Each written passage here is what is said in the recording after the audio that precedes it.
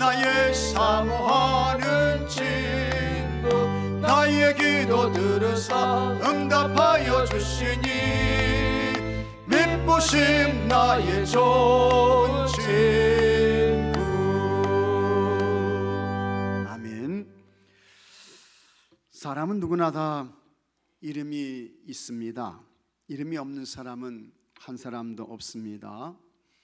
그런데 그 이름은 내가 지은 것이 아니지요. 나는 태어났고 또 태어난 나에게 여러분들의 부모님께서 혹은 이제 가정의 할아버지 할머니 어른들께서 여러분의 이름을 지어주셨습니다. 그리고 그 이름을 지어주면서 바라고 기대한 것이 있어요. 그것은 이름값을 하며 살면 좋겠다. 이제 그런 그 기대, 그런 바람을 가지고 계신 것입니다. 이름값을 하며 살면 좋겠다. 그러나 어떤 사람들은 자기 이름에 대해서 만족하지 못합니다. 여러분 그 자신의 이름에 대해서 만족하세요? 참 내 이름이 너무 좋네, 뭐 이런 마음 갖습니까? 어떤 분들은 자기 이름에 대해서 그렇게 이제 만족하지 못해서 그 이름을 바꾸시는 분들도 종종 있습니다. 그래서 이름을 이제 개명을 이렇게 이제 하는 것이죠. 또 좀 유명하다는 그런 분들은 이름을 바꾸지는 않지만 스스로 자기 이름을 짓고 그 이름에 맞게 사는 문화가 있습니다. 그것을 우리는 호라고 하는 것입니다. 그래서 항상 푸른 소나무처럼 산다 해서 청송의 호를 가진 사람도 있고요. 또 늘 봄의 호를 가진 사람도 있습니다.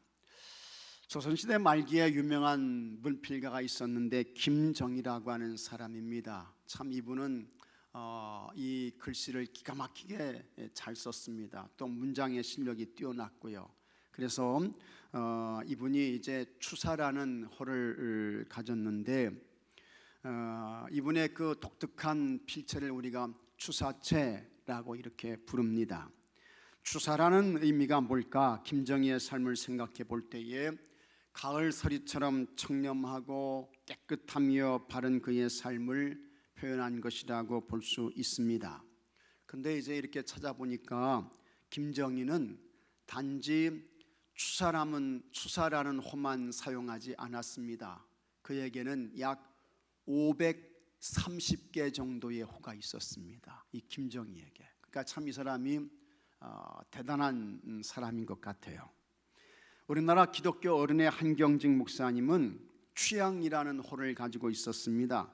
취향은 모든 곡식 열매를 맺게 하고 또 풍성한 그와 같은 결실을 거두게 하는 가을 햇살, 이런 의미인 것입니다.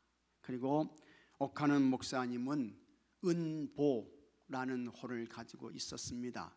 은보라고 하는 것은 은혜의 발걸음이란 그런 뜻입니다. 옛날에 우리나라에는 아주 그 남아 선호 사상이 굉장히 강했습니다. 우리 교회에도 어른 되시는 분들은 다 아실 것입니다. 요즘에는 뭐 전혀 그렇지 않죠. 그래서 지금은 오히려 뭐 아들보다는 딸을 더 선호하는 그런 경향이 있습니다. 그래서 이제 시대가 많이 바뀌었고 이제는 정말 아들 부러워하는 그런 시대는 지나갔습니다. 그리고 이 어머니의 성을 따르는 이러한 법도 이렇게 이제 추진이 되고 있는데, 하지만 옛날 과거에는 안 그랬잖아요. 그래서 우리 어른들 가운데에서는 아들 했던 그런 시기가 있습니다. 그때에 딸을 이제 낳게 되면 섭섭하다는 그런 의미에서 그 딸의 이름에 섭자를 넣었습니다. 그래서 이름이 한섭입니다. 많이 서운하고 섭섭하다는 것입니다.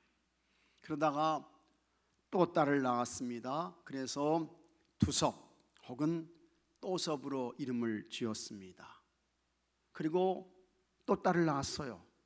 그래서 그 딸의 이름이 삼섭입니다. 이제는 제발 딸을 그만 낳았으면 좋겠다는 의미에서 단섭으로 이름을 지었습니다. 그런데 참 그 아들이 참 이렇게 낳아지면 좋겠는데 그게 이제 마음으로 되나요? 안 되죠. 그게 낳아보니까 또 딸이야. 그래서 흉하다고 해가지고 흉섭으로 이름을 지었습니다. 이번에는 틀림없이 아들이겠지 해가지고 이제 이 아이를 낳았는데 이 아이도 역시 딸입니다. 그래서 이제는 망했네. 그래가지고 망섭으로 이름을 지었습니다.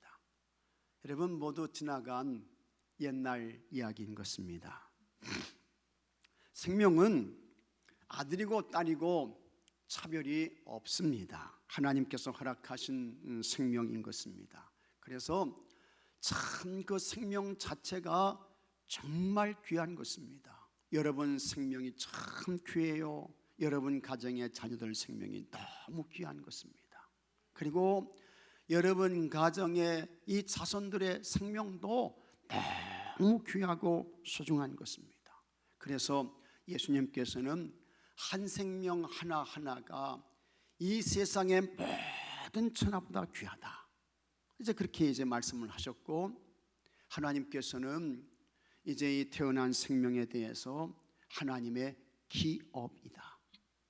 그 다음에 하나님의 상급이다. 뭐 이렇게 이제 말씀을 하신 것입니다. 그래서 참 생명 하나하나가 귀하고 소중하다라고 하는 것을 여러분 항상 기억하시고, 여러분뿐만 아니라 여러분 가정의 자녀들, 자손들의 생명을 소중하게 여기면서 하나님의 기업으로, 하나님의 상급으로, 하나님의 보배로 잘 키워내시는 여러분들이 되시기를 바랍니다.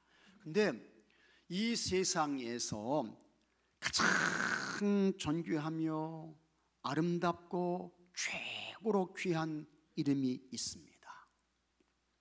그 이름이 뭐냐? 예수 그리스도인 것입니다. 예수 그리스도, 가장 귀한 이름이에요. 최고로 복된 이름인 것입니다. 성경을 보면 이 예수 그리스도라고 하는 이름이 몇 번 나올까? 약 535번 나옵니다. 그리고 신약 성경이 시작되면서 마태복음 1장 1절은 이렇게 이제 복음서가 시작되는데, 아브라함과 다윗의 자손 예수 그리스도의 계보라, 이렇게 말씀합니다. 신약 성경의 첫 번째 책 마태복음이 이렇게 시작되는 거예요. 그 다음에 마가복음 1장 1절에도 하나님의 아들 예수 그리스도의 복음의 시작이라, 이렇게 이제 말씀을 하는 것입니다. 그러면서 마가복음이 시작돼요. 누가는 어떻게 복음서를 시작하고 있을까? 이 누가는 예수님의 성탄의 소식을 전하면서 역시 이 성탄의 예수님이 곧 그리스도다 라고 하면서 누가복음을 시작합니다. 누가복음 2장 11절에 오늘 다윗의 동네에 너희를 위하여 구주가 나셨으니 곧 그리스도 주시니라. 구주가 태어나셨다. 그런데 그분이 그리스도 주님이시다. 이렇게 누가는 역시 그의 복음서를 시작하고 있습니다. 요한복음은 어떨까? 요한복음도 다르지 않습니다. 요한복음 1장 17절에 율법은 모세로 말미암아 주신 것이요 은혜와 진리는 예수 그리스도로 말미암아 온 것이라. 그래서 역시 이 요한복음도 예수 그리스도로 시작하고 있는 것입니다. 오늘 마태복음 1장 16절에는 마리아에게서 그리스도라 칭하는 예수가 나시니라, 이렇게 말씀을 하고 있습니다. 또 마태복음 16장에는 예수님께서 제자들을 데리고 가이사라 빌립보에 가셨습니다. 그곳은 우상의 박물관 같은 곳이었습니다. 각종 악하고 불의한 우상들이 많이 있었던 것입니다. 그래서 헬라의 제우스를 신으로 섬기는 신전이 있었습니다. 농사의 신이 바알인데 바알을 신으로 섬기는 신전이 있었어요. 목축의 신이 있었습니다. 가축들이 번성하고 많아지게 하는 것을 주관하는 신, 그 신의 이름은 판이었습니다. 이 판을 신으로 섬기는 신전도 있었습니다. 그리고 심지어는 로마 황제를 신으로 섬기는 황제의 신전도 있었습니다. 그와 같은 신전들은 넓었습니다. 컸습니다. 화려했습니다. 그리고 신상들은 굉장히 높았습니다. 예수님의 제자들이 그와 같은 모습을 보고 정신이 혼미해졌습니다. 영적으로 기가 꺾일 수 있어요. 위축되었습니다. 그때 예수님께서 제자들에게 질문을 던집니다. 너희는 나를 누구라 하느냐? 내가 너희들에게 누구냐? 예수님이 물어요.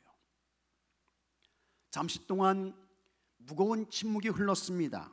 그리고 조금 있다가 베드로가 용기를 내서 이렇게 외칩니다. 마태복음 16장 16절에 다 같이 읽겠습니다. 주는 그리스도시요 살아계신 하나님의 아들이시니이다. 다 같이 아멘. 베드로가 외쳐요. 주는 그리스도시요 살아계신 하나님의 아들이시니이다. 예수님 당신은 그리스도이십니다. 이와 같은 대답을 듣고 예수님이 참 기뻐하셨습니다. 아주 만족해 하셨어요. 그리고는 예수님께서 베드로를 칭찬하십니다. 그리고 그 베드로에게 복을 선언하시는 거예요. 마태복음 16장 17절에 바요나 시몬아 네가 복이 있도다. 예수님이 그 선언을 하십니다.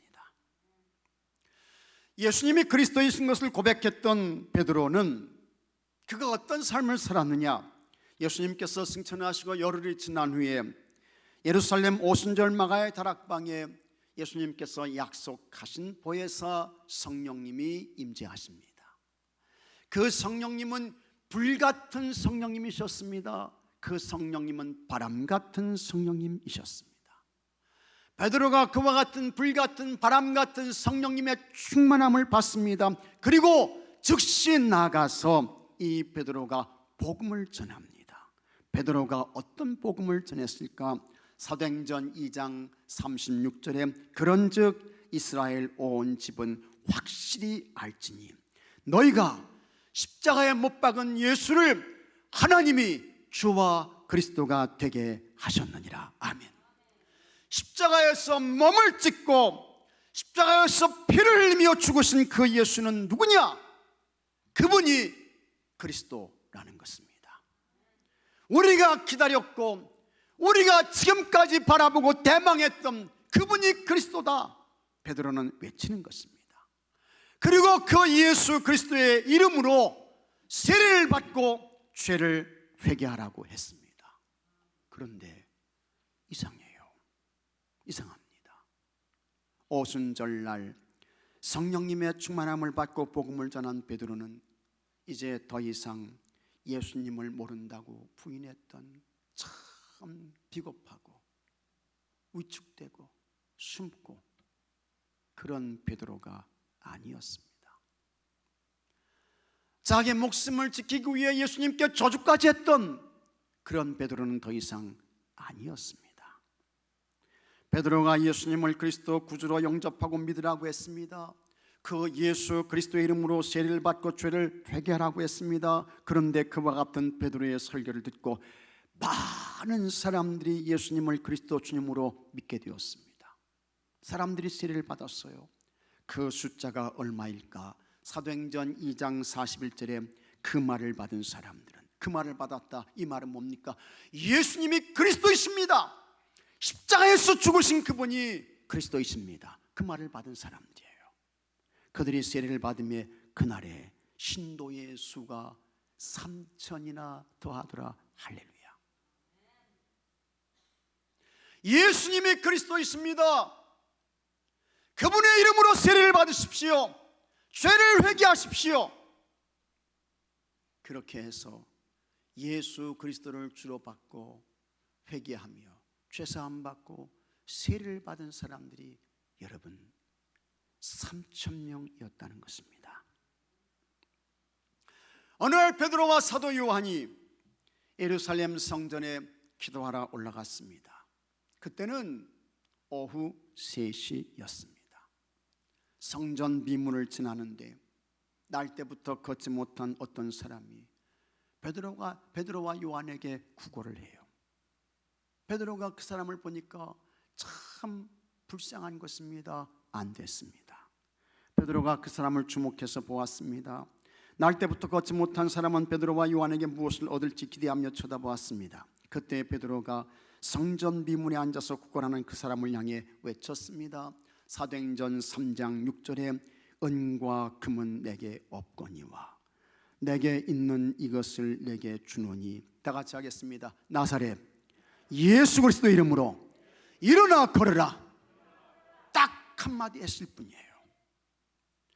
나사렛 예수 그리스도 이름으로 일어나 걸으라. 그것이 전부였습니다. 그리고 베드로가 오른손을 잡아서 일으켰습니다. 그때 그 사람의 발과 발목에 힘이 생겨요. 그러더니 40년 동안, 40년입니다. 한 번도 자기 발로 서지 못했던 사람이 벌떡 일어났습니다. 일어났어요.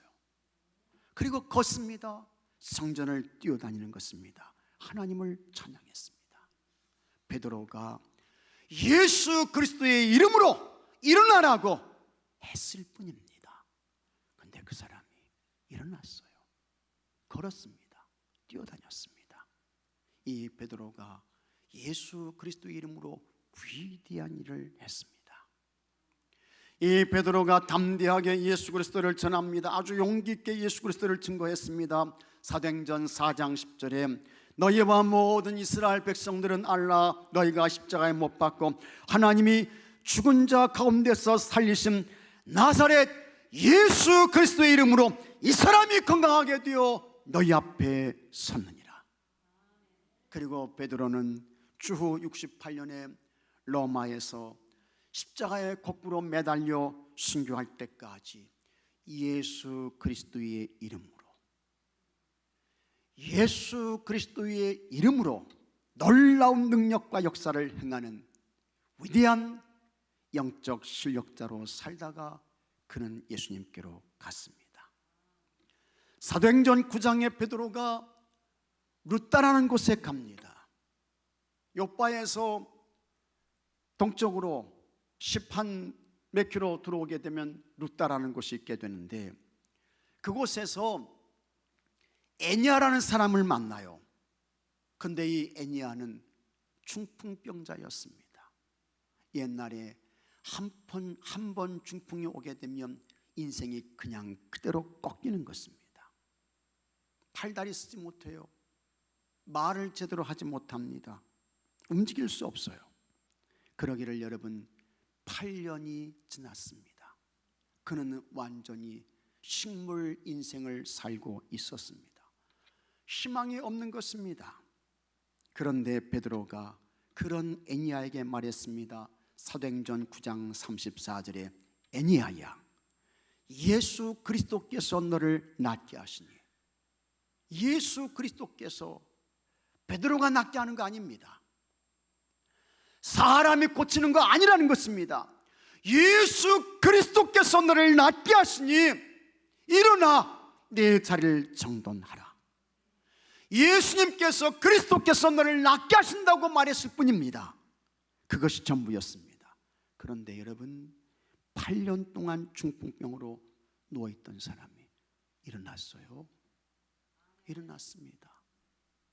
그가 누워있던 자리를 자기 손으로 정리했습니다. 그러므로 이 세상에서 가장 위대한 이름이 있습니다. 그것은 예수 그리스도, 예수 그리스도이신 것을 믿으시기 바랍니다. 진짜 믿으시면 한 번 더 아멘 하시기 바랍니다. 예수 그리스도, 예수 그리스도 가장 높으신 이름이에요. 최고의 위대하신 이름인 것입니다. 그러면 이 그리스도의 의미는 무엇일까? 이 그리스도는 히브리어로 메시아입니다. 메시아. 그리고 이것을 헬라어로 번역하게 되면 그리스도가 되는 거예요. 그리스도. 그리고 이 그리스도를 한문으로 번역해요. 한문으로 번역하게 되면 그것이 기독이 되는 거예요. 그래서 우리가 기독교 하잖아요. 이 기독교의 이 기독은 뭐냐? 예수 그리스도를 한문으로 그리스도를 한문으로 번역한 것이 그리스도인 것입니다. 근데 이 그리스도의 의미는 기름 부음을 받은 자, 그런 뜻입니다. 구약 시대에 거룩한 것을 구별하기 위해서 기름을 부었습니다. 그때 이제 사용된 기름이 감람유인 것입니다. 이 감람유는 여러분 가정에서 드시는 이제 올리브 기름, 이것이 이제 감람유인 것입니다. 감람유는 몇 가지 중요한 역할을 했습니다. 근데 이제 가장 중요한 그와 같은 역할 가운데 하나가 뭐냐? 이 감람유, 올리브 기름을 이걸 부어가지고 구별하는 거예요. 거룩하게 성별하는 것입니다. 장소이든 그 다음에 물건이든 도구이든 기름을 붓게 되면 그것이 거룩하게 구별되는 것입니다. 야곱이 형 에서를 피해서 외삼촌 라반의 집으로 가서 그곳에서 20년 동안 생활합니다. 그러다가 하나님께서 이제 다시 가나안 땅으로 돌아가라고 말씀을 하세요. 그래서 야곱이 돌아와 가지고 처음 하나님을 만났던 베델로 올라갑니다. 그곳에서 하나님께 제단을 쌓죠. 그때 하나님께서 야곱에게 찾아오십니다. 그리고 하나님께서 야곱에게 너에게 생육과 번성을 주겠다, 하나님께서 그렇게 약속을 하십니다. 그때 야곱이 바로 그곳에 기름을 붓고 그 장소를 거룩하게 구별합니다. 창세기 35장 14절에 야곱이 하나님이 자기와 말씀하시던 곳에 하나님이 찾아오셔서 자기와 말씀하시고 만나주시니 얼마나 소중한 거예요. 얼마나 거룩한 거예요. 참 귀한 장소죠. 성지예요, 성지. 그래서 기둥과 돌기둥을 세우고 그 위에 전제물을 붓고 또 그 위에 기름을 붓고 이렇게 말씀합니다. 기름을 붓는 것입니다. 하나님이 자기와 말씀하시던 곳에 이름을 베델이라 불렀더라. 베델에 기름을 붓고 그곳을 거룩한 장소, 성지로 성별했습니다.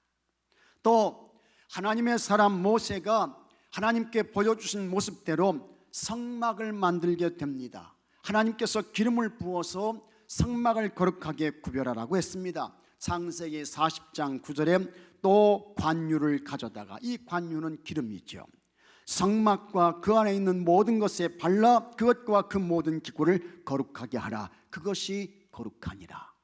그리고 이제 하나님께서 말씀하신 그대로 모세가 성막을 완성했습니다. 그래서 모세가 그 성막에 기름을 부어서 하나님의 성소로 구별합니다. 민수기 7장 1절에 모세가 장막 세우기를 끝내고 그것에 기름을 발라 거룩히 구별하고 또 그 모든 기구와 제단과 그 모든 기물에 기름을 발라 거룩하게 구별한 날에 했습니다. 기름을 부어서 거룩하게 성별했습니다. 그래서 이제 장막이 성소가 되고 성막의 기구들은 뭐냐? 성구가 된 것입니다. 거룩한 그와 같은 도구들이 된 거예요. 그 다음에는 사람에게도 기름을 부었습니다. 그래서 여기 사람에게서 기름을 부었다는 이와 같은 말씀을 여러분 잘 기억하면서 예수님이 이런 분이시구나 라고 하는 것을 아셔야 합니다. 첫째로 제사장에게 기름을 부었습니다. 하나님께서 명령하셨습니다. 출애굽기 40장 12절에 너는 또 아론과 그 아들들을 회막문으로 데려다가 물로 씻기고 아론에게 거룩한 옷을 입히고 그에게 기름을 부어 거룩하게 하여 그가 내게 제사장의 직분을 행하게 하라. 그래서 모세가 아론과 그 자녀들을 데려오는 것입니다. 그리고 그들에게 기름을 부어요. 그 다음에 그들로 하여금 제사장의 직분을 감당케 했습니다. 구약시대의 제사장은 하나님과 위로는 하나님과 아래로는 인간 사이에서 중보자의 역할을 감당했습니다. 그리고 제사장만이 하나님께 올려드리는 제사를 집례할 수 있었습니다. 일반인은 못해요. 하면 안 됩니다. 하나님이 진노하십니다. 그리고 제사장은 백성들을 축복했습니다. 또 하나님의 뜻을 받아서 백성들에게 전달했습니다. 제사장은 정결의식을 행했습니다. 재판을 했습니다. 왕에게 조언을 했습니다. 혹은 왕이 없을 때에는 통치자의 역할을 하기도 했습니다. 그렇다면 우리 예수님께서 기름 부음을 받은 그리스도가 되신다는 것은 뭐냐? 우리 예수님께서 우리의 모든 허물과 죄를 사해 주시기 위해 십자가에서 죽으실 때 한 사건이 일어나게 됩니다. 지성소와 성소를 구분했던 휘장이 위로부터 아래까지 찢어지게 됩니다. 성소의 휘장이 찢어졌다는 것은 뭐냐? 이제는 예수님을 통해서 누구든지 어떤 사람이든지 하나님께 나가는 길이 열려졌다라고 하는 것을 말씀하고 있는 것입니다. 여러분, 예수님을 통해서 하나님께로 나가게 되는 줄로 믿으시기 바랍니다. 예수님을 통해서 어떤 사람이든지 하나님 앞에 설 수 있는 것을 깨닫기를 바랍니다. 그리고 예수님을 우리의 모든 허물과 죄를 사해 주시는 그리스도 구주로 믿으면 어떤 사람이든지 누구든지 죄사함 받아요. 소나 양이나 염소의 피가 아닌 우리 주님 예수 그리스도 보혈의 피로 어떤 허물과 죄에서도 다 사함받고 죄사함받고 구원받고 하나님의 자녀가 되고 영생의 사람이 되고 영원한 하나님 나라 천국을 얻게 되는 것을 믿으시기 바랍니다. 그래서 우리 예수님은 누구냐? 기름 부음을 받으신 우리 예수님은 영원한 영적 대제사장이 되는 것입니다. 여러분, 우리 기독교의 구원은 참 쉽습니다. 쉬워요. 아주 간단한 것입니다. 우리 기독교의 구원의 진리는 절대로 복잡하지 않습니다. 예수님은 우리의 영원한 영적 대제사장이 되신다. 그 예수님을 그리스도 주님으로 믿으면 죄사함 받는다. 하나님의 자녀가 된다. 영원한 하나님 나라 천국의 사람이 된다. 이것이 우리 기독교의 구원의 그와 같은 진리인 것입니다. 간단하지요. 단순한 것입니다. 복잡하지 않습니다. 하나님께서 우리나라를 많이 사랑하십니다. 그래서 우리 하나님께서 참 각각의 아주 좋은 은혜를 많이 주셨어요. 근데 그 가운데에서 하나님께서 우리나라에 허락하신 특별한 은혜가 있는데 우리가 쓰는 이 말, 한글을 참 주신 거예요. 참 감사하죠. 네? 감사한 것입니다. 근데 이 한국말은 참 쉽고 간단하고 단순합니다. 그래서 우리 이제 신체를 볼 때에도 우리 신체를 부르는 말 가운데 참 쉽고 간단하게 단음으로 이렇게 이제 되어 있잖아요. 눈, 코, 입, 귀, 그 다음에 손, 팔, 배, 이게 다 단음으로 이렇게 이제 되어 있잖아요. 복잡하지 않습니다. 물론 이제 두 음절로 된 것도 있습니다. 머리나 혹은 뭐 허리나 혹은 다리나 이런 것들은 두 음절로 되어 있는데 그것도 참 쉽게 끝나는 말이 리자로 이렇게 이제 끝나지 않습니까? 그러니까 참 아주 쉬운 것입니다. 또 우리나라 말은 여러분 미분화 현상이라는 것이 있습니다. 그래서 머리 깎는다 이런 말이 있는데, 그러나 정확하게 말하면 머리카락을 깎는다 그렇게 이야기를 해야 합니다. 하지만 그렇게 말하지 않고 보통 머리 깎았다 하면 이제 머리카락을 자른 걸로 우리가 다 그렇게 이제 이해하고 알아듣습니다. 이런 경우도 있습니다. 이것은 뭐 남성이나 여성이나 다 동일하고 같은데, 남성은 이발소에 갔어요. 여성은 미장원에 갔습니다. 그러더니 돌아와서 하는 말이 이렇게 말합니다. 나 오늘 머리 잘랐어. 그러면서도 멀쩡하게 살아있어요. 뭐 이발소나 미장원이 무슨 뭐 사형장입니까? 머리 자르게. 사람이 머리 자르면 어떻게 되는 거예요? 살 수 없죠. 근데 나 오늘 머리 잘랐어 하면서도 멀쩡하게 건강하게 잘 살아 있습니다. 이건 뭘 말하느냐? 머리를 잘랐다고 하는 것은 실제로 머리를 자른 게 아니고 머리카락 자른 거죠. 근데 나 오늘 머리 잘랐어 해가지고 정말이야? 실제로 머리 잘랐어? 그렇게 이해하는 사람은 없죠. 다 머리카락 자른 것으로 그렇게 이해하고 받아들이는 것입니다. 그러나 우리 한국말의 이와 같은 미문화 현상을 알지 못하는 외국 사람들이 듣게 되면, 미장원이나 이발소 갔다 와가지고 나 오늘 머리 잘랐슈 그러게 되면 기겁을 하는 것입니다. 기겁을 해요. 그러나 우리는 그런 사람 한 사람도 없습니다. 머리카락 잘랐구나, 이발했구나, 미용실 갔다 왔구나, 그렇게 다 이제 이해를 하는 것입니다. 이것처럼 우리 한국말은 참 아주 생략을 하고 이렇게 이야기를 해도 다 알아듣고, 그 다음에 단순하고 말을 줄여도 다 사람들이 잘 알아듣고 이제 그렇습니다. 특히 이제 우리 충청도 말은 너무 간단하고 쉽잖아요. 그렇죠? 오셨습니까? 하지 않아도 되고, 와슈 이렇게 하면 되는 것이고, 안녕히 가십시오 하게 되면 참 길게 말하지 않다고 해도 잘 가슈 하면 되는 것이고, 참 이게 이제 우리 충청도 말의 같은 특징인데, 이게 다 이게 미문화 현상이라고 하는 것입니다. 그런데 예수 그리스도를 통한 구원도 다르지 않습니다. 참 예수님께서 말씀하셨습니다. 아주 단순하게 말씀하셨어요. 내가 구원의 문이다, 내가 부활이다, 내가 생명이다, 내가 구원의 길이다, 내가 구원의 진리이다. 그런 나는 그리스도다. 여러분, 전혀 복잡하지 않습니다. 단순하죠. 간단한 것입니다.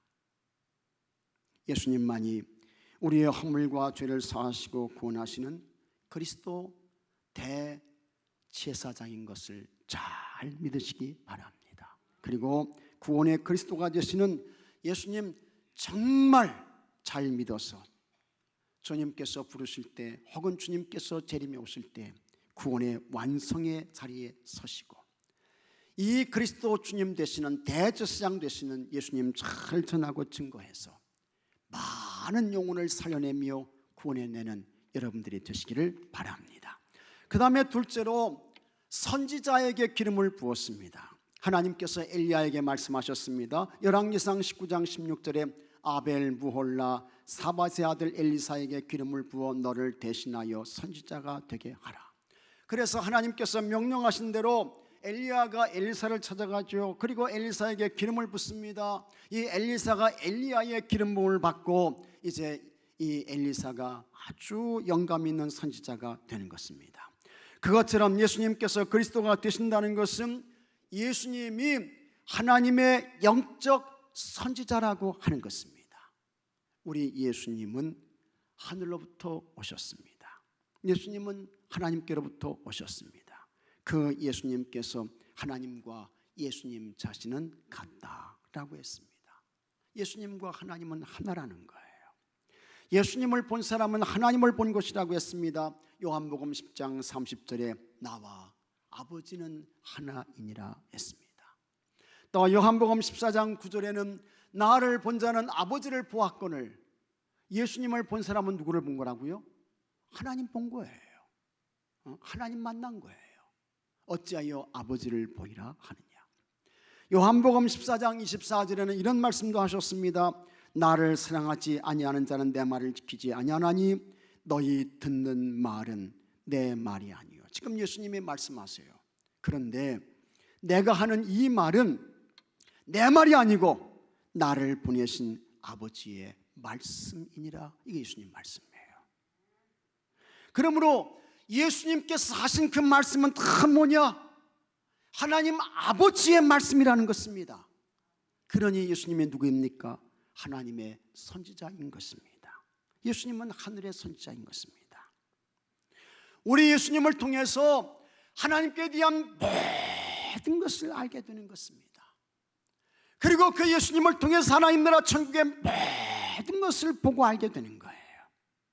그러므로 하나님의 선지자로 오신 예수님을 통해서 여러분 하나님을 잘 아시고 온 마음으로 하나님을 사랑하고 경외하며 거룩한 예배자로 사시기를 바랍니다.